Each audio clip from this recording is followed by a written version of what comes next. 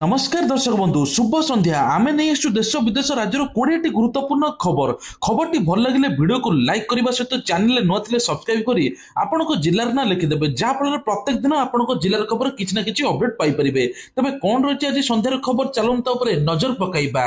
प्रथम खबर कटक धीरे धीरे फेरुची शांति विशृंखलाकारी विरोध में नि कार्यानुष्ठान तेज कहुचे कटक विशृंखला जुगुरु प्राय बंद होता 24 घंटा पर्यंत इंटरनेट एवं सबकि बंद रही है। विशृंखलाकारी विरोध में पुलिस प्रशासन पक्षर कार्यानुष्ठान अभियुक्त विरोध में दृढ़ कार्यानुष्ठान आईन मंत्री पृथ्वीराज हरिचंदन आज सूचना देते। कटक में शांति और सद्भावना बजाय रखापी जनसाधारण को आईन मंत्री अपील कर उद्वेगजनक स्थिति धीरे धीरे साधारण होउछि कटकर परिस्थिति। दीर्घ 70 वर्ष भितर केबे भी कटक एमिति होई नथिला तबे प्रथम थर ପାଇଁ कि कटक 24 घंटा बंद रहितला। शहर शांति फेराई आनिया ପାଇଁ माननीय मुख्यमंत्री मोहन चरण माझी अपील मध्य करिसंती। सरकारक तरफ अनुरोध करा जाउछि एभली किछि घटना न घटू जहाँ ओडिशा ପାଇଁ कि एक अपमानजनक एवं कटक सम्मान आँच न आसु बोली कह जाइछि। समस्त शांति श्रृंखला भाईचारे रुहंतु बोली एपटे मुख्यमंत्री कहिसंती। आ दोषी उपरे कठोर शास्ति मिलिबो। समस्त निजर भाववेग एवं चेतना को सकारात्मक भावरे नेबे बोली आशा करा जाउछि बोली मुख्यमंत्री एपटे कहिसंती। परवर्ती खबर होछि एसआई परीक्षा महा घोटाला मास्टर कैंटीन छकरे प्रतिवाद शोभा। बीजेडी तरफ एबे एसआई परीक्षा रे एबे केलेंकारी होइथिबा जगुरु छात्र बीजेडी हो हल्ला करिसंती। तबे हल्ला करिकि आशाई को न्याय दाबी रे अनियमितता विरोध में बिजु जनता दल प्रतिवाद करिछि। भुवनेश्वर मास्टर कैंटीन छकरे प्रतिवाद सभा सीबीआई तदंत दाबी रे शताधिक युव छात्र नेता एवं कर्मिक विक्षोभ। सीबीआई तदंत निर्देश रे दिया नगले आगु आंदोलन आहुरी जोरदार हो बोली चेतावनी दैछंती बीजेडी कर्मी। परवर्ती खबर होची आज धरावतरण करिबे धनदात्री मां गजलक्ष्मी 38 पूजा मंडप रे चालिबो पूजार्चना।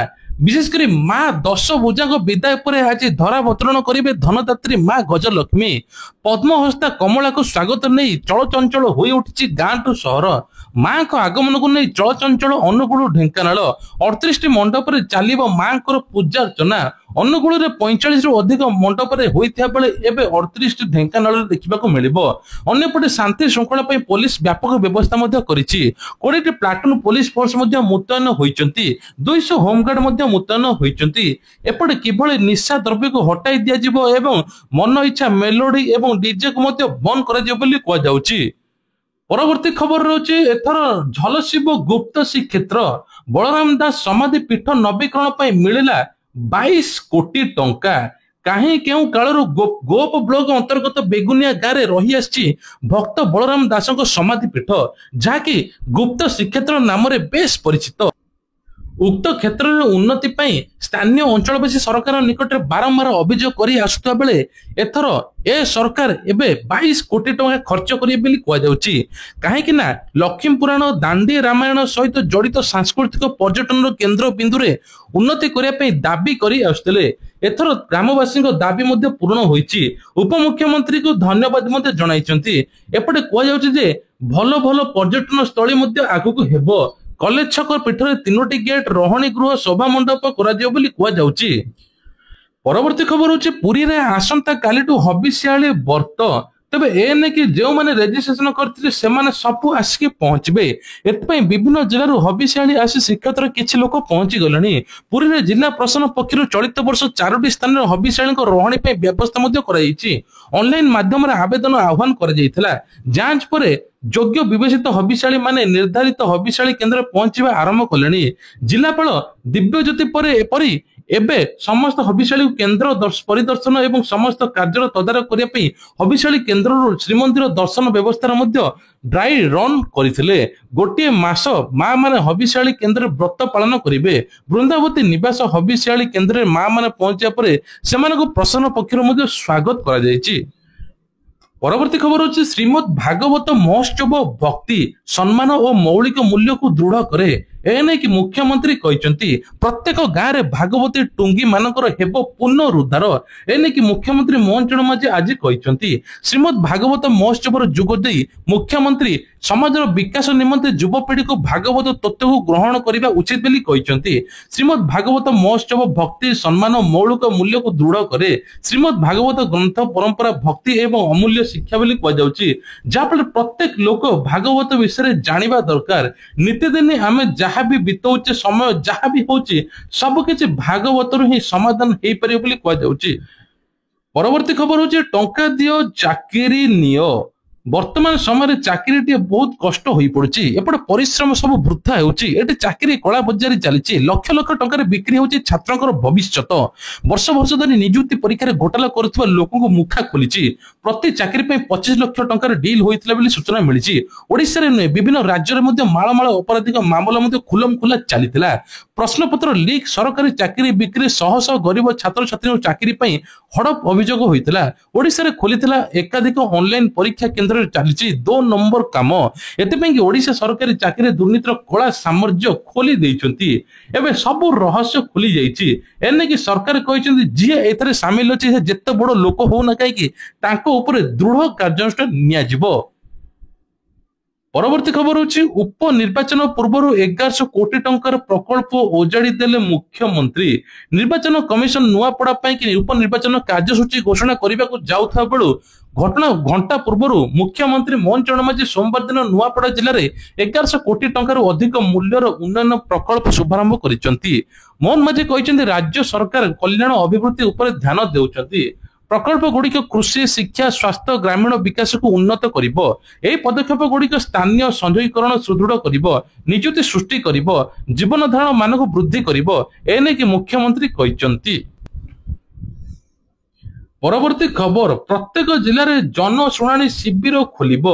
बौद्ध ब्लॉक कार्यालय ठारे जिलापाल आरक्षी अधीक्षक जुग्म जनशुणाणी शिविर अनुष्ठित होईची। एपटे सरकार मध्य कहिसंजे प्रत्येक जिला मानकर जनशुणाणी हेबो, जाफल लोकंकर समाधान मध्य करिवे सरकार। तो विशेषकर कहुचे बौद्ध ब्लॉक एवं एनएससी अंचल जनसाधारण से व्यक्तिगत सामूहिक समस्या नहीं शिविर को आसते। जिला परिषद मुख्य उन्नयन अधिकारी प्रभाष चंद्र दंडसेना उपजिलापाल विनय कुमार भोई एवं तहसिलदार उपस्थित थे। समस्त अभियोग गुड़िक समाधान करने लगी। परवर्ती खबर होची वर्षा को नहीं अलर्ट करिछि पाणीपाग विभाग। राज्य को माड़ी आउछि आउ एक घूर्णिबलय। अक्टोबर 7 तारिख में घूर्णिबलय सृष्टि आकलन करिछि पाणीपाग विभाग। घूर्णिबलय प्रभाव 7 रु 12 तारिख पर्यंत राज्य में प्रबल वर्षा हेबो। केंद्रीय बंगोपसागर घूर्णिबलय सृष्टि होबार संभावना।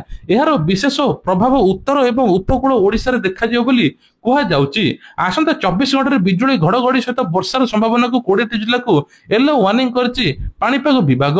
विशेषकर ओडिशा रे गंजाम गजपति नयगड़ा खोर्धा जगतसिंहपुर केन्द्रापड़ा कटक अनुगुल ढेंकानाल जाजपुर भद्रक बालेश्वर मयूरभंज केन्दुझर देवगढ़ संबलपुर बरगढ़ सुंदरगढ़ झारसुगुड़ा को येलो अलर्ट करिछि। एही सब जिले में 30 रु 40 किलोमीटर बेगर पवन बोइबा सहित मत्स्यजीवी को समुद्र को जाय बारण कराइछि एवं तळी अंचल को सतर्क रहबा कुआ जाइछि। परवर्ती खबर होची आसंता काली 7 तारिख में श्रीमंदिर कुमार पूर्णमी श्री सुदर्शन विजय नीति। मंगलवार दिन सूर्योदय को रहुची पूर्णिमा। तेबे कहुचे 7 तारिख मंगलवार दिन श्रीमंदिर कुमार पूर्णिमा। यही अवसर महालक्ष्मी महाप्रभुंकर द्रुत क्रीड़ा प्रतियोगिता हेबो। ता सहित एसत सुदर्शन देव श्रीमंदिर बाहर नगर परिक्रमा करिवे। अनेक स्थान में 6 तारिख में सोमवार दिन कुमार पूर्णमी पालन होउचे। मंगलवार दिन सूर्योदय को पूर्णिमा रही श्रीमंदिर 7 तारिख में कुमार पूर्णिमा पालन करा। परवर्ती खबर होची कर्णाटक रे राजस्थान में एभली कफ सिरप खाइकी 11 जन शिशु मृत्यु पर एबे कड़ा होईची सिरप। आउ भयभीत हेबाकू न देइचंती परामर्श।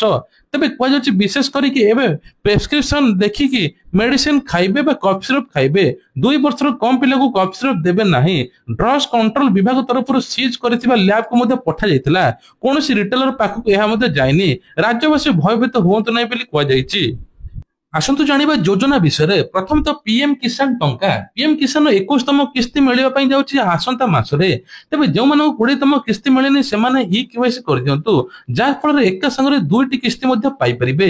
ତା ସହିତ ମଧ୍ୟ ସୁଭଦ୍ରା ଟଙ୍କାକୁ ନେଇ ବଡ ଅପଡେଟ୍। ସୁଭଦ୍ରା ପାଖାପାଖି 2 ଲକ୍ଷ ମେମ୍ବର କଣ ନାଁ କଟିଗଲାଣି। ସେମାନଙ୍କୁ 60 ବର୍ଷ ହୋଇଯାଇଛି। ସେମାନେ ଭତ୍ତାରେ ଆପ୍ଲାଏ କଲେ ଭତ୍ତା ଟଙ୍କା ପ୍ରତି ମାସରେ ମିଳିବ ବୋଲି ଉପମୁଖ୍ୟମନ୍ତ୍ରୀ ପ୍ରଭାତ ପରିଡ଼ା କହିଛନ୍ତି। ତା ସହିତ ମଧ୍ୟ ଏସଏଚଜି ମହିଳାକୁ 10 ଲକ୍ଷ ପର୍ଯ୍ୟନ୍ତ ଋଣ ମିଳିବ ବିନା ସୁଧରେ, ଯାହାଫଳରେ ମହିଳାକୁ ଆତ୍ମନିର୍ଭରଶୀଳ ସଶକ୍ତିକରଣ କରିବା ପାଇଁ ମୁଖ୍ୟମନ୍ତ୍ରୀ ବଡ ଆହ୍ୱାନ ଦେଇଛନ୍ତି। ରାଜ୍ୟରେ ଏବେ 4 ରୁ 5 ଲକ୍ଷ ମହିଳା ଲକ୍ଷପତି ଦିଦି ବନି ସାରିଲେଣି। 25 ଲକ୍ଷ ମହିଳା ଲକ୍ଷପତି ଦିଦି ବନିବେ ବୋଲି ମୁଖ୍ୟମନ୍ତ୍ରୀ ଟାର୍ଗେଟ ରଖିଛନ୍ତି। ତା ସହିତ ମଧ୍ୟ 2 ବର୍ଷ ଭିତରେ ରାଜ୍ୟରେ 1.5 ଲକ୍ଷରୁ ଅଧିକ ନିଯୁକ୍ତି ମିଳିବ ବୋଲି କୁହାଯାଉଛି। ବଡ ବଡ ପ୍ଲାଣ୍ଟ ହେବ, ଯାହାଫଳରେ ଆଉ ଓଡିଶା ବାହାରକୁ ଦାଦନ ଖଟିବା ପାଇଁ କି ଯିବେ ନାହିଁ। ଭତ୍ତା ଟଙ୍କାକୁ ନେଇ ବଡ ଅପଡେଟ୍। ଭତ୍ତା ଟଙ୍କା ଖୁବ ଜଲ୍ଦି 3,500 ସମସ୍ତଙ୍କୁ ମିଳିବ। କେଉଁମାନଙ୍କୁ ମିଳିବ? ଦିବ୍ୟାଙ୍ଗ ଏବଂ 80 ବର୍ଷର ଉର୍ଦ୍ଧ୍ୱ ହିତାଧିକାରୀଙ୍କୁ ଭତ୍ତା ଟଙ୍କା ମିଳିବ। ତା ସହିତ ଅଙ୍ଗନବାଡି କର୍ମୀମାନେ ଭେରିଫିକେସନ କରିବେ, ଯଦି ଯୋଗ୍ୟ ହୋଇଥିବେ ତାଙ୍କୁ ମିଳିବ। ତେବେ ଇଏ ଥିଲା ଆଜିର ଦେଶ ବିଦେଶ ରାଜ୍ୟର ଗୁରୁତ୍ୱପୂର୍ଣ୍ଣ ଖବର। ଖବରଟି ଭଲ ହେଇଥିଲେ ଲାଇକ୍ କରି ଚ୍ୟାନେଲକୁ ସବସ୍କ୍ରାଇବ କରିଦେବେ। ଜୟ ଜଗନ୍ନାଥ।